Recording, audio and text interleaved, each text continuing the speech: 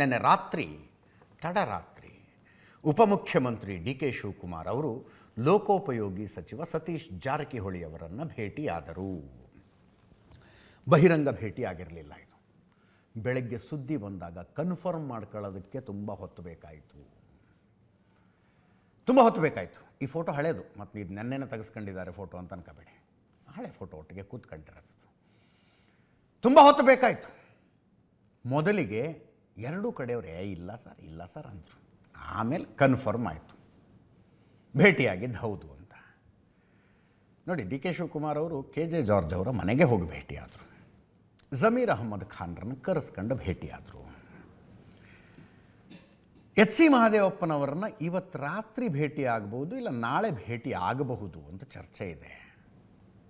ಈ 3 ಹೆಸರು ಹೇಳಿದೆ ನಿಮಗೆ ನಾನು. ಸತೀಶ್ ಜಾರಕಿಹೊಳಿ ಅವರನ್ನು ಭೇಟಿಯಾಗಿದ್ದಾರೆ. ಪ್ರಿಯಾಂಕ ಖರ್ಗೆ ಅವರ ಭೇಟಿನ ಈ ಲಿಸ್ಟಿಗೆ ಸೇರಿಸೋದಿಲ್ಲ. ಯಾಕಂದರೆ ಸತೀಶ್ ಜಾರಕಿಹೊಳಿ ಅವರಾಗಲಿ, KJ ಜಾರ್ಜ್ ಆಗಲಿ, ಜಮೀರ್ ಅಹ್ಮದ್ ಖಾನ್ ಅವರಾಗಲಿ, ಡಿ ಕೆ ಶಿವಕುಮಾರ್ ಅವರು ಭೇಟಿ ಆಗ್ತಾರೆ ಎನ್ನಲಾದಂಥ HC ಮಹದೇವಪ್ಪನವರಾಗಲಿ, ಇವರೆಲ್ಲ ಸಿದ್ದರಾಮಯ್ಯನವರ ಬಣದ ಕಟ್ಟಾಳುಗಳು, ಸಿದ್ದರಾಮಯ್ಯನವರ ಫಾಲೋವರ್ಸ್ ಅವರು. ಡಿ ಕೆ ಶಿವಕುಮಾರ್ ಅವರು ಒಬ್ಬೊಬ್ಬರನ್ನಾಗಿ ಅವರನ್ನು ಭೇಟಿ ಆಗ್ತಾ ಇದ್ದಾರೆ. ಸತೀಶ್ ಜಾರಕಿಹೊಳಿ ಇವತ್ತು ಹೇಳಿದ್ದೊಂದು ಗಮನಿಸಬೇಕು ಮಾತು.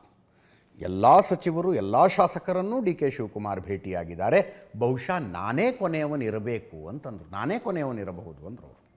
ಗೊತ್ತಿಲ್ಲ, ಆದರೆ ಎಲ್ಲವೂ ಮಾಧ್ಯಮಗಳಿಗೆ ಗೊತ್ತಾಗೇ ಬಿಡುತ್ತೆ ಅಂತ ಹೇಳೋದಕ್ಕಾಗೋದಿಲ್ಲ. ಇದು ಗೊತ್ತಾಯಿತು, ಸುದ್ದಿ ಬ್ರೇಕ್ ಮಾಡಿದ್ವಿ. ಆನಂತರ ಇಬ್ಬರು ಕನ್ಫರ್ಮ್ ಮಾಡಿದ್ದು, ಹೌದು ಬಿಡ್ರಪ್ಪ ಭೇಟಿಯಾಗಿದ್ವಿ ಅಂತ. ನಮಗೆ ಗೊತ್ತಾಗದೆ ಭೇಟಿಗಳಾಗಿದ್ದರು, ಆಗಿರ್ಬೋದು. ಎಲ್ಲ ಕಡೆ ಏನು ಕ್ಯಾಮ್ರಾ ಇಟ್ಕೊಂಡಿರೋಕ್ಕಾಗತ್ತಾ ನಾವು? ಇದೇನು ಸೂಚಿಸುತ್ತೆ? ಸಿದ್ದರಾಮಯ್ಯ ಬಣದ ಸಚಿವರುಗಳನ್ನು ಡಿ ಕೆ ಶಿವಕುಮಾರ್ ವಿಶ್ವಾಸಕ್ಕೆ ತೆಗೆದುಕೊಳ್ಳುವ ಪ್ರಯತ್ನ ಆರಂಭಿಸಿದ್ದಾರೆ ಅಂತ. ಸಹಜ. ಈಗ ನೋಡಿ, ಸಿದ್ದರಾಮಯ್ಯನವರ ಬಣದ ಸಚಿವರು, ಶಾಸಕರು, ನಾಯಕರುಗಳು ಅಂತ ಹೇಳಿದ್ರೆ ಅನೇಕ ಜನರ ಹೆಸರುಗಳನ್ನು ಹೇಳಿಬಿಡಬಹುದು. ಆದರೆ ಅವರ ಪೈಕಿ ಅತಿ ಹೆಚ್ಚು ಬೆಂಬಲವನ್ನು ಹೊಂದಿರುವಂಥವರು, ಅತಿ ಹೆಚ್ಚು ಶಕ್ತಿಯನ್ನು ಹೊಂದಿರುವಂಥವರು, ಶಕ್ತಿ in the sense politically, resource ವಿಷಯದಲ್ಲಿ ಎಲ್ಲದರಲ್ಲೂ ಶಕ್ತಿಯನ್ನು ಹೊಂದಿರೋರು ಯಾರು? ಸತೀಶ್ ಜಾರಕಿಹೊಳಿ ಅವರು.